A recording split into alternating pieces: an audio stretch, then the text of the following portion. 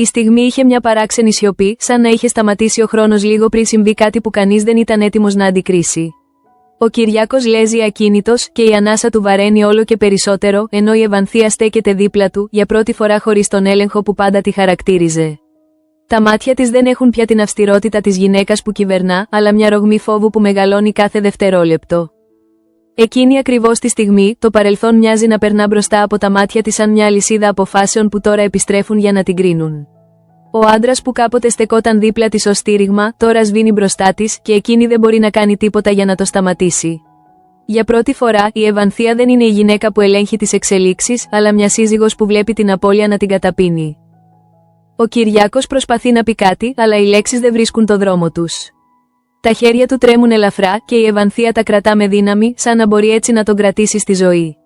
Όμως η πραγματικότητα είναι αμήλικτη και το βλέμμα του αρχίζει να χάνεται, σαν να απομακρύνεται από όλα όσα γνώριζε. Τότε ακριβώς, μέσα σε αυτή τη σιωπή που γίνεται όλο και πιο βαριά, η τελευταία του πνοή αφήνει έναν ήχο σχεδόν ανεπαίσθητο, αλλά αρκετό για να διαλύσει τα πάντα.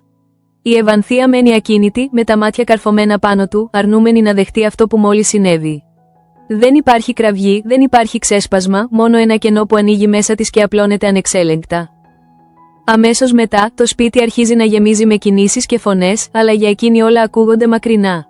Ο κόσμος συνεχίζει, αλλά η δική της πραγματικότητα έχει σταματήσει. Ο άντρας που γνώριζε τις αδυναμίες της, που ήταν η σιωπηλή ισορροπία πίσω από την αυστηρότητά της, δεν υπάρχει πια. Λίγο αργότερα, η είδηση αρχίζει να διαχέεται και οι συνέπειες ξεκινούν να αγγίζουν όλους όσοι συνδέονται με αυτό το σπίτι. Η απώλεια δεν μένει ποτέ περιορισμένη σε ένα πρόσωπο, και αυτή η απώλεια ειδικά μοιάζει να απλώνεται σαν κύμα που παρασύρει τα πάντα στο πέρασμά του. Την ίδια στιγμή, η Ιουλία βρίσκεται μακριά από αυτή τη σκηνή, αλλά κάτι μέσα της ανησυχεί, σαν να νιώθει πριν ακόμα μάθει. Όταν το τηλέφωνο χτυπά, ο ήχος διαπερνά το χώρο σαν προειδοποίηση. Δεν χρειάζεται να ακούσει πολλές λέξεις, ο τόνος της φωνής στην άλλη άκρη αρκεί για να καταλάβει ότι κάτι έχει σπάσει οριστικά. Η ανάσα της κόβεται και για μια στιγμή δεν μπορεί να αντιδράσει. Ο πόνος που νόμιζε ότι είχε αφήσει πίσω επιστρέφει, πιο βαρύς, πιο απόλυτος. Η Ιουλία έχει ήδη γνωρίσει την απώλεια και αυτή η νέα είδηση δεν είναι απλώς άλλη μία πληγή, είναι η επιστροφή σε έναν εφιάλτη που δεν τελείωσε ποτέ. Στο μεταξύ, η Ασπασία επιστρέφει στο σπίτι χωρίς να γνωρίζει ακόμα τίποτα. Η κούραση της ημέρας βαραίνει το σώμα της, αλλά τίποτα δεν την προετοιμάζει για αυτό που πρόκειται να αντικρίσει. Όταν περνά το κατόφλι της αυλής, το βλέμμα της παγώνει. Το ασθενοφόρο βρίσκεται εκεί, σαν μια σιωπηλή επιβεβαίωση ότι κάτι έχει ήδη συμβεί. Δεν χρειάζεται να ρωτήσει, δεν χρειάζεται να ακούσει. Το σώμα της αντιδρά πριν από το μυαλό της και ένα κύμα τρόμου διαπερνά κάθε τη σκέψη. Όχι πολύ αργότερα, η αλήθεια τη χτυπά με όλη της τη δύναμη. Ο Κυριάκος δεν είναι πια ζωντανός. Η είδηση αυτή δεν είναι απλώς μια πληροφορία, είναι ένα σοκ που αλλάζει τη θέση της μέσα στον κόσμο, που μετακινεί τα πάντα γύρω της. Η Ασπασία νιώθει σαν να επιστρέφει σε εκείνη τη γραμμή που χωρίζει τη ζωή σε πριν και μετά. Έχει ξανασταθεί μπροστά σε τέτοιες στιγμές, έχει ξαναδεί το θάνατο να μπαίνει απρόσκλητος και κάθε φορά αφήνει πίσω του ένα κενό που δεν γεμίζει ποτέ. Όσο συνέβαιναν όλα αυτά, η Ευανθία παραμένει δίπλα στο άψυχο σώμα, σαν να μην έχει ακόμα συνειδητοποιήσει ότι τίποτα δεν θα είναι πια όπως πριν. Οι σκέψεις της μπλέκονται και μέσα σε αυτές αρχίζει να εμφανίζεται κάτι που δεν είχε νιώσει εδώ και χρόνια, η αδυναμία. Η γυναίκα που είχε μάθει να ελέγχει τους άλλους, τώρα δεν μπορεί να ελέγξει ούτε τον ίδιο της τον πόνο. Και μέσα σε αυτή τη σιωπηλή κατάρρευση αρχίζει να διαμορφώνεται μια νέα πραγματικότητα, μια πραγματικότητα όπου η ίδια δεν είναι πια η ίδια. Παρόλα αυτά, η ζωή δεν σταματά για κανέναν.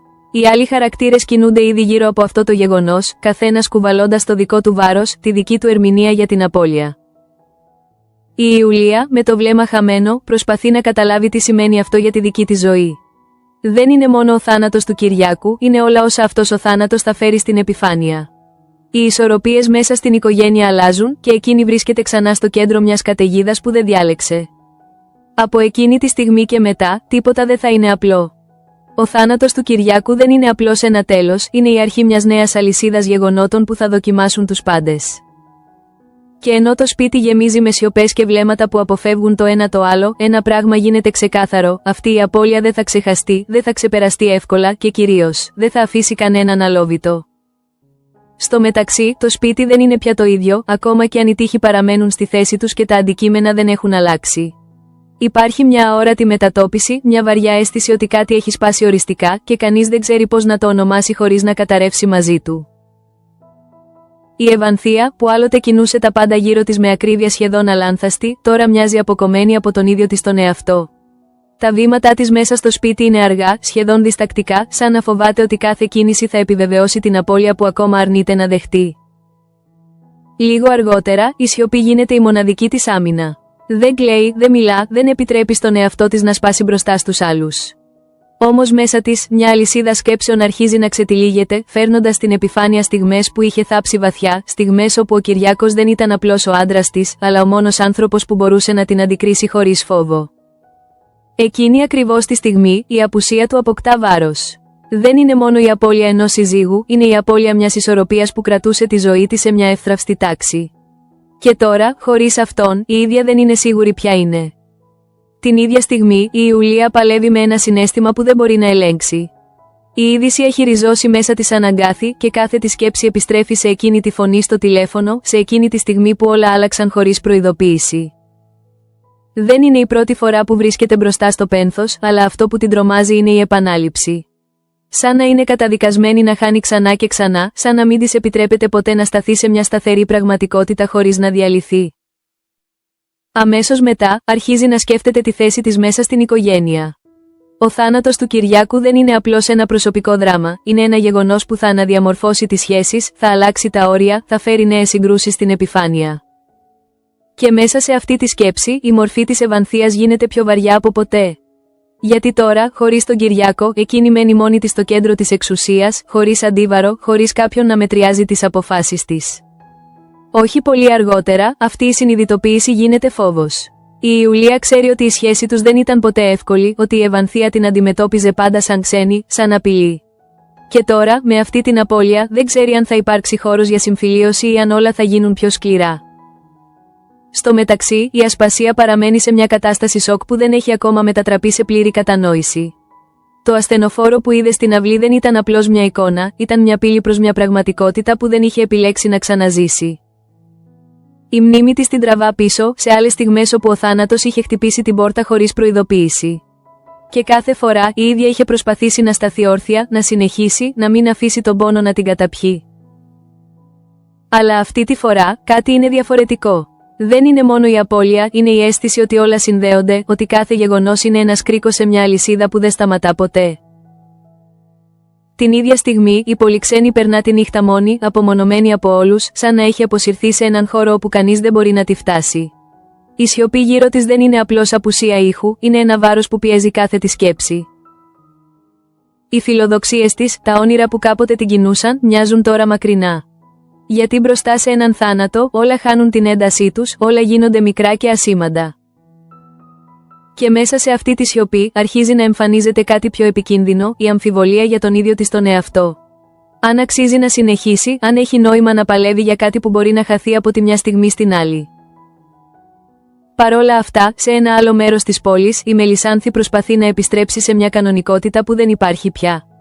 Το ίδρυμα, που άλλοτε της έδινε έναν σκοπό, τώρα μοιάζει ξένο, σαν να μην της ανήκει.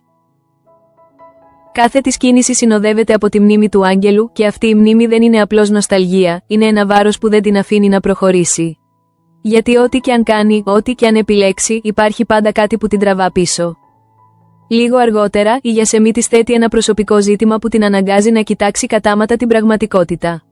Δεν μπορεί να μείνει ανάμεσα σε δύο κόσμους για πάντα. Πρέπει να αποφασίσει αν θα συνεχίσει να ζει με το παρελθόν ή αν θα προσπαθήσει να χτίσει κάτι νέο. Αλλά η απόφαση αυτή δεν είναι απλή. Γιατί το να προχωρήσει σημαίνει να αποδεχτεί ότι κάποια πράγματα τελείωσαν οριστικά. Και αυτή η αποδοχή είναι ίσως πιο δύσκολη από την ίδια την απώλεια. Όσο συνέβαιναν όλα αυτά, η ένταση ανάμεσα στη Μαγδαληνή και τον Οδυσσέα αρχίζει να παίρνει μια νέα μορφή. Δεν είναι πια μόνο μια διαφωνία, είναι μια σύγκρουση που αγγίζει τον πυρήνα της σχέσης τους. Η παραβίαση του προσωπικού της χώρου δεν είναι ένα απλό περιστατικό. Είναι ένα σύμβολο, μια ένδειξη ότι τα όρια ανάμεσα τους δεν είναι σαφή, ότι η εμπιστοσύνη δεν είναι δεδομένη. Η Μαγδαληνή νιώθει ότι κάτι θεμελιώδες έχει διαταραχθεί. Ότι η σχέση τους δεν βασίζεται πλέον στην ισορροπία, αλλά σε έναν αγώνα ελέγχου που μπορεί να τους καταστρέψει. Και ο Οδυσσέας, από την πλευρά του, δεν είναι έτοιμος να κάνει πίσω. Ο κόσμος από τον οποίο προέρχεται δεν του έχει μάθει να υποχωρεί, αλλά να επιβάλλεται. Και αυτή η διαφορά γίνεται όλο και πιο εμφανής. Από εκείνη τη στιγμή και μετά, οι ζωές όλων αρχίζουν να κινούνται γύρω από έναν άξονα που δεν μπορούν να αγνοήσουν, το θάνατο του Κυριάκου. Δεν είναι απλώς ένα γεγονός, είναι μια αφετηρία. Μια αρχή για αλλαγές που κανείς δεν μπορεί να προβλέψει πλήρως, αλλά όλοι θα αναγκαστούν να αντιμετωπίσουν. Και μέσα σε αυτή τη νέα πραγματικότητα, ένα ερώτημα αρχίζει να διαμορφώνεται, σιωπηλά αλλά επίμονα: ποιος θα μπορέσει να κρατήσει τις ισορροπίες όταν όλα γύρω τους καταραίουν.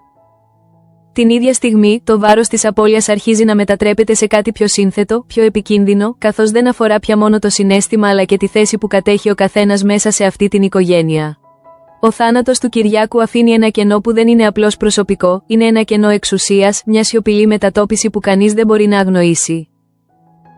Η Ευανθία αρχίζει να συνειδητοποιεί ότι δεν θρηνεί μόνο έναν άνθρωπο, αλλά και μια ισορροπία που την προστάτευε. Ο Κυριάκος, όσο και αν δεν το παραδεχόταν ποτέ, ήταν η μοναδική παρουσία που μπορούσε να φιλτράρει τη σκληρότητά της, να κρατήσει τα πράγματα σε ένα σημείο όπου δεν κατέρεαν ολοκληρωτικά. Λίγο αργότερα, αυτή η συνειδητοποίηση μετατρέπεται σε μια εσωτερική σύγκρουση που δεν μπορεί να εκφράσει. Δεν ξέρει αν πρέπει να συνεχίσει να είναι η ίδια γυναίκα που ήταν πάντα ή αν πρέπει να επιτρέψει στον εαυτό της να αλλάξει. Αλλά η αλλαγή, για εκείνη, μοιάζει πιο τρομακτική από την ίδια την απώλεια. Εκείνη ακριβώς τη στιγμή, η παρουσία της μέσα στο σπίτι γίνεται ακόμα πιο βαριά. Οι άλλοι την κοιτάζουν διαφορετικά, όχι απαραίτητα με συμπόνια, αλλά με μια αμηχανία που φανερώνει ότι τίποτα δεν είναι όπως πριν. Και αυτή η αλλαγή, όσο ανεπαίσθητη κι αν φαίνεται, την αποσταθεροποιεί. Στο μεταξύ, η Ιουλία αρχίζει να αντιλαμβάνεται ότι ο πόνος δεν είναι το μόνο που την περιμένει. Υπάρχει κάτι άλλο που την πλησιάζει αργά, κάτι που σχετίζεται με την αλήθεια που τόσο καιρό προσπαθεί να καταλάβει. Το τηλεφώνημα που δέχτηκε δεν ήταν απλώς μια ενημέρωση, ήταν μια υπενθύμηση ότι η ζωή της είναι δεμένη με γεγονότα που δεν έχουν ακόμα ξεκαθαριστεί. Και τώρα, με τον Κυριάκο νεκρό, κάποια κομμάτια αυτής της αλήθειας ίσως χαθούν για πάντα. Αμέσως μετά, η ανάγκη της να μάθει γίνεται πιο έντονη. Δεν θέλει απλώς να θρηνήσει, θέλει να καταλάβει. Γιατί πίσω από κάθε απώλεια υπάρχει πάντα μια ιστορία που δεν υπόθηκε ολόκληρη. Και η Ιουλία δεν είναι πλέον διατεθειμένη να ζήσει μέσα σε μισές αλήθειες. Όχι πολύ αργότερα, αυτή η εσωτερική ένταση αρχίζει να επηρεάζει τη σχέση της με το Φωκά. Εκείνος προσπαθεί να τη στηρίξει, να της προσφέρει σταθερότητα, αλλά η ίδια νιώθει ότι βρίσκεται σε ένα σημείο όπου κανείς δεν μπορεί πραγματικά να τη φτάσει. Ο πόνος την απομονώνει, αλλά ταυτόχρονα τη σπρώχνει προς τα μπροστά. Και αυτή η αντίφαση την εξαντλεί, γιατί δεν ξέρει αν πρέπει να μείνει και να αντέξει ή να κινηθεί και να ρισκάρει τα πάντα. Την ίδια στιγμή, η ασπασία αρχίζει να βγαίνει από το πρώτο σοκ και να εισέρχεται σε μια πιο βαθιά φάση κατανόησης. Ο θάνατος του Κυριάκου δεν είναι για εκείνη ένα απομονωμένο γεγονός, είναι μέρος μιας μεγαλύτερης εικόνας που αρχίζει να σχηματίζεται. Οι σκέψεις της επιστρέφουν συνεχώς στο παρελθόν, σε αποφάσεις που πήρε, σε δρόμους που δεν ακολούθησε, σε επιλογές που ίσως την έφεραν σε αυτό το σημείο. Και μέσα σε αυτή την αναδρομή εμφανίζεται ένα ερώτημα που δεν μπορεί να αποφύγει: αν μπορούσε να αλλάξει κάτι, θα το έκανε. Λίγο αργότερα, η ίδια αντιλαμβάνεται ότι αυτό το ερώτημα δεν έχει απάντηση. Γιατί η ζωή δεν δίνει δεύτερες ευκαιρίες, μόνο συνέπειες. Και τώρα, πρέπει να μάθει να ζει με αυτές. Στο μεταξύ, η πολυξένη βυθίζεται όλο και περισσότερο σε μια εσωτερική απομόνωση που αρχίζει να παίρνει ανησυχητικές διαστάσεις. Δεν είναι απλώς θλίψη, είναι μια σταδιακή αποσύνδεση από τον κόσμο γύρω της. Οι άνθρωποι που κάποτε της έδιναν ενέργεια, οι καταστάσεις που την κινητοποιούσαν, τώρα μοιάζουν αδιάφορες. Και αυτή η αδιαφορία είναι πιο επικίνδυνη από τον ίδιο τον πόνο, γιατί αφαιρεί κάθε κίνητρο για να συνεχίσει. Παρόλα αυτά, κάπου βαθιά μέσα της υπάρχει ακόμα μια φωνή που αντιστέκεται. Μια φωνή που της θυμίζει ποια ήταν, τι ήθελε, τι μπορούσε να γίνει. Αλλά αυτή η φωνή είναι αδύναμη και δεν είναι σίγουρο αν θα μπορέσει να ακουστεί ξανά. Την ίδια στιγμή, η Μελισάνθη βρίσκεται αντιμέτωπη με μια απόφαση που δεν μπορεί πλέον να αναβάλει. Η Γιασεμί δεν της αφήνει περιθώρια να κρυφτεί πίσω από τη σιωπή ή την αναβολή. Η ερώτηση που της τίθεται είναι απλή, αλλά η απάντηση είναι εξαιρετικά δύσκολη: μπορεί να συνεχίσει να ζει χωρίς να προδώσει τη μνήμη του αγγέλου, και τι σημαίνει πραγματικά προδοσία σε αυτή την περίπτωση. Εκείνη ακριβώς τη στιγμή, η Μελισάνθη συνειδητοποιεί ότι η μνήμη δεν είναι μόνο κάτι που κρατάς, είναι κάτι που σε κρατά. Και όσο δεν αποφασίζει τι θα κάνει με αυτή τη μνήμη, θα παραμένει παγιδευμένη ανάμεσα στο παρελθόν και το παρόν. Όσο συνέβαιναν όλα αυτά, η ένταση ανάμεσα στη Μαγδαληνή και τον Οδυσσέα φτάνει σε ένα σημείο όπου δεν μπορεί πλέον να αγνοηθεί. Δεν πρόκειται απλώς για μια διαφωνία, αλλά για μια ρήξη που αποκαλύπτει βαθύτερα προβλήματα. Η Μαγδαληνή δεν μπορεί να δεχτεί ότι κάποιος εισβάλλει στον προσωπικό της χώρο, ότι προσπαθεί να ελέγξει τις επιλογές της. Για εκείνη, η ελευθερία δεν είναι διαπραγματεύσιμη. Ο Οδυσσέας, από την άλλη πλευρά, δεν βλέπει τα πράγματα με τον ίδιο τρόπο. Για εκείνον, η προστασία και ο έλεγχος συχνά μπλέκονται και αυτή η σύγχυση δημιουργεί μια ένταση που γίνεται όλο και πιο επικίνδυνη. Από εκείνη τη στιγμή και μετά, η σχέση τους αρχίζει να κλονίζεται. Όχι επειδή δεν υπάρχει συναίσθημα, αλλά επειδή το συναίσθημα δεν αρκεί για να γεφυρώσει τις διαφορές τους. Και ενώ όλα αυτά εξελίσσονται παράλληλα, ο θάνατος του Κυριάκου παραμένει στο κέντρο όλων, σαν ένας σιωπηλός άξονας που κρατά ενωμένες όλες αυτές τις ιστορίες. Δεν είναι απλώς μια απώλεια, είναι ένα σημείο καμπής.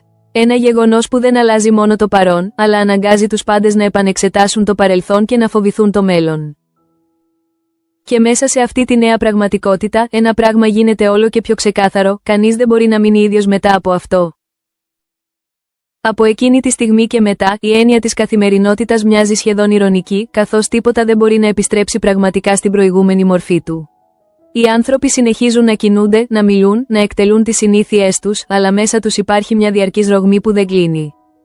Η Ευανθία, αν και εξωτερικά προσπαθεί να διατηρήσει τον έλεγχο, αρχίζει να αντιλαμβάνεται ότι η εξουσία της δεν είναι πια η ίδια. Δεν είναι μόνο ότι έχασε τον Κυριάκο, είναι ότι έχασε το μοναδικό πρόσωπο που μπορούσε να σταθεί δίπλα της χωρίς να υποτάσσεται πλήρως. Λίγο αργότερα, αυτή η απώλεια αρχίζει να εκφράζεται με έναν τρόπο που η ίδια δεν αναγνωρίζει. Η σιωπή της γίνεται πιο βαριά, τα βλέμματά της πιο αιχμηρά και οι αντιδράσεις της λιγότερο προβλέψιμες. Είναι σαν να παλεύει να κρατήσει μια εικόνα του εαυτού της που ήδη διαλύεται. Την ίδια στιγμή, η Ιουλία νιώθει ότι βρίσκεται σε ένα σημείο όπου δεν μπορεί πλέον να αποφύγει την αλήθεια. Το πένθος λειτουργεί σαν καταλύτης, σαν κάτι που την αναγκάζει να κοιτάξει βαθύτερα από ό,τι πριν. Οι ερωτήσεις που είχε αφήσει στην άκρη επιστρέφουν, πιο έντονες, πιο απαιτητικές. Και αυτή τη φορά δεν μπορεί να τις αγνοήσει. Γιατί καταλαβαίνει ότι αν δεν βρει απαντήσεις τώρα, ίσως δεν τις βρει ποτέ. Εκείνη ακριβώς τη στιγμή, αρχίζει να παρατηρεί πράγματα που πριν τις διέφευγαν. Λεπτομέρειες στις συμπεριφορές, αποσιωπήσεις, μικρές αντιφάσεις που τώρα αποκτούν νέο νόημα. Αμέσως μετά, η ανάγκη της να συνδέσει όλα αυτά τα κομμάτια γίνεται σχεδόν αιμονική. Δεν είναι απλώς μια προσπάθεια κατανόησης, είναι ένας τρόπος να κρατηθεί όρθια μέσα σε μια πραγματικότητα που καταρρέει. Στο μεταξύ, η Ασπασία βρίσκεται αντιμέτωπη με μια εσωτερική κρίση που δεν σχετίζεται μόνο με το θάνατο του Κυριάκου, αλλά με τον τρόπο που βλέπει τη ζωή της συνολικά. Η εικόνα του ασθενοφόρου έχει μείνει χαραγμένη μέσα της, σαν μια υπενθύμηση ότι όλα μπορούν να αλλάξουν μέσα σε μια στιγμή. Αυτή η σκέψη την οδηγεί σε μια αναθεώρηση που δεν μπορεί να αποφύγει. Όσα θεωρούσε δεδομένα, όσα είχε αποδεχτεί ως αναγκαία, τώρα μοιάζουν εύθραυστα και προσωρινά. Λίγο αργότερα, αρχίζει να σκέφτεται τις επιλογές της με έναν διαφορετικό τρόπο. Όχι πια με βάση το τι πρέπει να κάνει, αλλά με βάση το τι θέλει πραγματικά. Και αυτή η διαφορά, όσο μικρή και αν φαίνεται, είναι τεράστια. Την ίδια στιγμή, η Πολυξένη φτάνει σε ένα σημείο όπου η απομόνωση της αρχίζει να γίνεται επικίνδυνη. Δεν είναι μόνο ότι απομακρύνεται από τους άλλους, είναι ότι αρχίζει να χάνει τη σύνδεση με τον ίδιο της τον εαυτό. Οι σκέψεις της γίνονται πιο σκοτεινές, πιο απεσιόδοξες και η αίσθηση ότι τίποτα δεν έχει νόημα αρχίζει να κυριαρχεί. Και αυτή η κατάσταση, αν συνεχιστεί, μπορεί να την οδηγήσει σε επιλογές που δεν θα μπορεί να αναιρέσει. Παρόλα αυτά, υπάρχει ακόμα ένα κομμάτι μέσα της που αντιστέκεται. Που θυμάται ποια ήταν, ποια μπορούσε να γίνει. Και αυτή η εσωτερική σύγκρουση είναι ίσως το πιο κρίσιμο σημείο για εκείνη. Όσο συνέβαιναν όλα αυτά, η Μελισάνθη βρίσκεται μπροστά σε μια απόφαση που δεν αφορά μόνο το παρόν της, αλλά και το μέλλον της. Η πίεση που δέχεται δεν είναι εξωτερική μόνο, είναι και εσωτερική, βαθιά, σχεδόν υπαρξιακή. Η μνήμη του αγγέλου δεν την αφήνει να κινηθεί ελεύθερα, αλλά ταυτόχρονα καταλαβαίνει ότι δεν μπορεί να μείνει στάσιμη. Και αυτή η αντίφαση την εξαντλεί, γιατί όποια επιλογή και αν κάνει, θα έχει κόστος.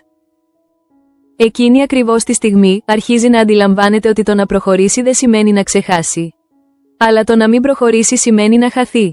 Και αυτή η συνειδητοποίηση τη φέρνει πιο κοντά σε μια απόφαση που φοβόταν να πάρει. Την ίδια ώρα, η σύγκρουση ανάμεσα στη Μαγδαληνή και τον Οδυσσέα γίνεται όλο και πιο έντονη. Δεν υπάρχουν πια περιθώρια για παρεξηγήσεις ή παρερμηνίες. Η Μαγδαληνή νιώθει ότι η σχέση τους απειλεί την ίδια της την ταυτότητα. Ότι αν δεν θέσει όρια τώρα, θα χάσει τον εαυτό της μέσα σε έναν κόσμο που δεν της ανήκει. Ο Οδυσσέας, από την πλευρά του, δεν κατανοεί πλήρως αυτή την ανάγκη.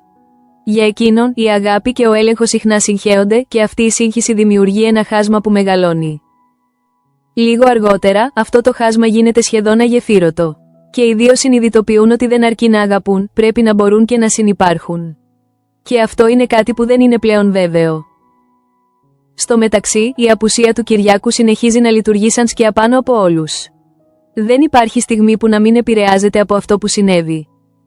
Κάθε απόφαση, κάθε σκέψη, κάθε συναίσθημα περνά μέσα από αυτό το φίλτρο της απώλειας. Και αυτό κάνει τα πάντα πιο έντονα, πιο δύσκολα, πιο αληθινά. Από εκείνη τη στιγμή και μετά, οι χαρακτήρες δεν κινούνται απλώς μέσα στην ιστορία, αλλάζουν εξαιτίας της. Ο καθένας με το δικό του τρόπο, με το δικό του ρυθμό, αλλά κανείς δεν μένει ανεπηρέαστος. Και μέσα σε αυτή τη διαδικασία, αρχίζει να διαμορφώνεται κάτι νέο. Όχι απαραίτητα καλύτερο ή χειρότερο, αλλά σίγουρα διαφορετικό. Γιατί όταν μια απώλεια τέτοιου μεγέθους εισβάλλει σε μια ζωή, δεν αφήνει τίποτα όπως ήταν. Και το ερώτημα δεν είναι πια αν θα αλλάξουν τα πράγματα, αλλά πώς θα αντέξουν αυτοί που μένουν πίσω. Όχι πολύ αργότερα, η σιωπή που είχε απλωθεί πάνω από το σπίτι αρχίζει να αποκτά έναν διαφορετικό χαρακτήρα, σαν να μην είναι πια απλώς αποτέλεσμα του πένθους, αλλά μια προετοιμασία για όσα πρόκειται να ακολουθήσουν. Γιατί όταν ένας άνθρωπος σαν τον Κυριάκο φεύγει, δεν αφήνει μόνο κενό, αφήνει και εκκρεμότητες που ζητούν απαντήσεις. Η Ευανθία στέκεται πλέον μέσα σε αυτό το κενό, αλλά δεν είναι η ίδια γυναίκα που ήταν στην αρχή. Ο πόνος της δεν έχει εξαφανιστεί, αλλά έχει αρχίσει να μετατρέπεται σε κάτι πιο σκληρό, πιο συγκεντρωμένο. Σαν να μαζεύεται μέσα της μια δύναμη που δεν ξέρει ακόμα πώς να χρησιμοποιήσει. Λίγο αργότερα, αυτή η εσωτερική μετατόπιση γίνεται εμφανής και στους άλλους. Το βλέμμα της αλλάζει, ο τρόπος που μιλά γίνεται πιο κοφτός, πιο αποφασιστικός. Δεν είναι πια μόνο μια γυναίκα που θρηνεί, είναι μια γυναίκα που αρχίζει να προσαρμόζεται σε μια νέα πραγματικότητα, όπου δεν υπάρχει περιθώριο για αδυναμία. Την ίδια στιγμή, η Ιουλία φτάνει σε ένα σημείο όπου δεν μπορεί πια να επιστρέψει πίσω. Η ανάγκη της για αλήθεια έχει ξεπεράσει το φόβο της για τις συνέπειες. Και αυτό την οδηγεί σε αποφάσεις που δεν θα είχε πάρει πριν. Εκείνη ακριβώς τη στιγμή, αρχίζει να βλέπει τη θέση της μέσα στην οικογένεια με διαφορετικά μάτια. Δεν είναι πλέον απλώς η νύφη που προσπαθεί να επιβιώσει, είναι ένα πρόσωπο που μπορεί να επηρεάσει τις εξελίξεις. Αμέσως μετά, αυτή η συνειδητοποίηση της δίνει μια δύναμη που δεν είχε πριν. Όχι γιατί νιώθει σίγουρη, αλλά γιατί δεν έχει άλλη επιλογή. Και αυτή η δύναμη, όσο εύθραυστη κι αν είναι, μπορεί να αλλάξει τα πάντα. Στο μεταξύ, η Ασπασία βρίσκεται μπροστά σε ένα σημείο καμπής που δεν αφορά μόνο το παρόν της, αλλά και το μέλλον της. Οι σκέψεις της δεν είναι πια διάσπαρτες, αρχίζουν να αποκτούν κατεύθυνση. Ο θάνατος του Κυριάκου λειτουργεί για εκείνη σαν μια υπενθύμηση ότι ο χρόνος δεν περιμένει. Ότι όσα αναβάλει, όσα φοβάται να αντιμετωπίσει, θα επιστρέψουν με μεγαλύτερη ένταση αν δεν τα αγγίξει τώρα. Λίγο αργότερα, αυτή η συνειδητοποίηση μετατρέπεται σε απόφαση. Ίσως όχι ακόμα ξεκάθαρη, αλλά αρκετά ισχυρή για να τη βγάλει από την ακινησία. Και αυτή η κίνηση, όσο μικρή κι αν φαίνεται, είναι το πρώτο βήμα προς μια αλλαγή που θα την καθορίσει. Την ίδια στιγμή, η Πολυξένη βρίσκεται σε ένα λεπτό σημείο ισορροπίας. Η απομόνωση της την έχει φέρει κοντά σε μια επικίνδυνη γραμμή, αλλά δεν την έχει περάσει ακόμα. Μέσα της, η σύγκρουση συνεχίζεται. Από τη μία πλευρά, η ανάγκη να αποσυρθεί, να κλείσει τον εαυτό της, να αποφύγει τον πόνο. Από την άλλη, η επιθυμία να συνεχίσει, να αποδείξει ότι μπορεί να σταθεί όρθια. Και σε αυτό το σημείο, όλα είναι ανοιχτά. Γιατί μια μικρή απόφαση μπορεί να την οδηγήσει προς τη μία ή την άλλη κατεύθυνση. Παρόλα αυτά, η Μελισάνθη πλησιάζει σε μια στιγμή που δεν μπορεί να αναβάλει άλλο. Οι πιέσεις που δέχεται έχουν φτάσει σε ένα σημείο όπου η σιωπή δεν είναι πια επιλογή. Η απόφαση που καλείται να πάρει δεν αφορά μόνο τον εαυτό της, αλλά και όλους όσοι συνδέονται μαζί της. Και αυτό κάνει το βάρος ακόμα μεγαλύτερο. Εκείνη ακριβώς τη στιγμή, καταλαβαίνει ότι όποια κι αν είναι η επιλογή της, θα αφήσει πίσω της κάτι σημαντικό. Και αυτή η απώλεια, όσο κι αν δεν είναι ορατή, θα τη συνοδεύει. Όσο συνέβαιναν όλα αυτά, η σχέση ανάμεσα στη Μαγδαληνή και τον Οδυσσέα φτάνει σε ένα κρίσιμο σημείο. Δεν υπάρχουν πια περιθώρια για συμβιβασμούς που καλύπτουν τα προβλήματα. Η Μαγδαληνή συνειδητοποιεί ότι πρέπει να προστατεύσει τον εαυτό της, ακόμα και αν αυτό σημαίνει να απομακρυνθεί από κάτι που αγαπά. Και αυτή η επιλογή είναι ίσως η πιο δύσκολη που έχει κληθεί να κάνει. Ο Οδυσσέας, από την πλευρά του, βρίσκεται μπροστά σε ένα δίλημμα που αγγίζει τον ίδιο του τον πυρήνα. Αν θα συνεχίσει να ζει με τον τρόπο που έχει μάθει ή αν θα αλλάξει για να κρατήσει κάτι που κινδυνεύει να χάσει. Λίγο αργότερα, γίνεται ξεκάθαρο ότι αυτή η σύγκρουση δεν έχει εύκολη λύση. Και όποια και αν είναι η κατάληξη, θα αφήσει σημάδια και στους δύο. Στο μεταξύ, το σπίτι συνεχίζει να κουβαλά τη σκιά του Κυριάκου. Δεν υπάρχει χώρος που να μην θυμίζει την παρουσία του, καμία στιγμή που να μην επηρεάζεται από την απουσία του. Και αυτή η σκιά δεν είναι απλώς μνήμη, είναι μια δύναμη που επηρεάζει τις επιλογές όλων, που διαμορφώνει τις σχέσεις, που καθορίζει την κατεύθυνση της ιστορίας. Από εκείνη τη στιγμή και μετά, γίνεται φανερό ότι ο θάνατος του Κυριάκου δεν ήταν ένα τέλος, αλλά μια αρχή. Μια αρχή για αλλαγές που θα αγγίξουν κάθε χαρακτήρα, κάθε σχέση, κάθε ισορροπία. Και μέσα σε αυτή τη νέα πραγματικότητα, ένα ερώτημα παραμένει ανοιχτό, πιο δυνατό από ποτέ, ποιος θα αντέξει το βάρος αυτής της απώλειας και ποιος θα λυγίσει κάτω από αυτό.